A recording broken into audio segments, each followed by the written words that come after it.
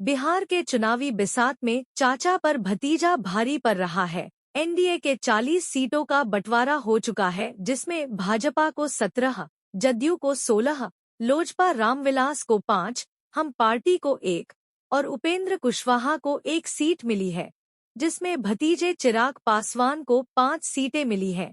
लेकिन चाचा पशुपति पारस को निराशा हाथ लगी। संभवतः पशुपति पारस के 2 सांसद भी भतीजे को मिली सीट से लड़ेंगे। सीट बंटवारे के बाद पशुपति पारस ने केंद्रीय मंत्रिमंडल से इस्तीफा दे दिया है। एनडीए गठबंधन के द्वारा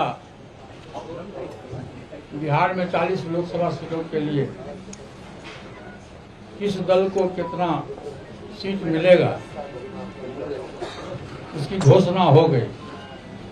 मैंने आज से 5-6 दिन पहले प्रेस वार्ता में मैंने कहा था कि हम तब तक इंतजार करेंगे जब तक एनडीए का विधिवत घोषणा नहीं होता। कल विधिवत घोषणा हो गया। हम लोग 5 सांसद थे, हमारी पार्टी में 5 सांसद थे। मैंने बहुत ईमानदारी, बहुत लगन से, वफादारी से मैंने एनडीए की सेवा की। आज भी मैं माननीय प्रधानमंत्री जी का शुक्रगुजार हूँ और मैं आज भी वो देश के नेता हैं, बड़े नेता हैं, लेकिन हमारी पार्टी के साथ और व्यक्तिगत रूप से हमारे साथ नाइंसाफी हुई। इसलिए मैं भारत सरकार के कैबिनेट मंत्री से मैं त्याग पत्र देता। यह भी कयास लगाए जा रहे हैं कि वे इंडिया गठबंधन में शामिल हो सकते हैं, जबकि भाजपा नेता विजय कुमार सिन्हा कहते हैं कि वे डूबते नाव पर सवार नहीं हों। देखिए, देश के प्रधानमंत्री माननीय नरेंद्र मोदी जी ने पशुपति बाबू को कितना सम्मान दिया है। लंबे समय तक कैबिनेट में मिनिस्टर रहे हैं और जब उन्हीं के भतीजे का, जिसका हक भी बनता था, उनके पिताजी के जाने के बाद उत्तराधिकारी थे, उनको छोड़ के इनको सम्मान मिलते रहा और उसके बाद जब उसको नए लोगों को अवसर मिल रहा है तो इनको आशीर्वाद देना चाहिए और मिल कर करके आगे बढ़ाना चाहिए और इनका भी सम्मान होगा।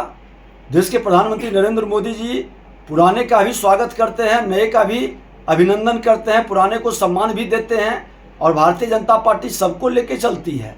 और भारतीय जनता पार्टी देश के प्रधानमंत्री नरेंद्र मोदी जी के नेतृत्व में सबका भविष्य सुरक्षित है और सबका भविष्य सुंदर और बेहतर है।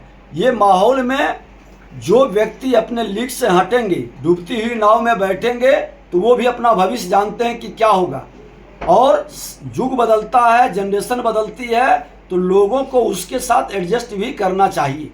वहीं बिहार के सभी 40 सीटों पर इंडिया गठबंधन से कांटों की लड़ाई है, जिसमें जदयू के कई सीटों पर तेजस्वी यादव अपने कथित चाचा नीतीश कुमार को कमजोर साबित कर सकते हैं।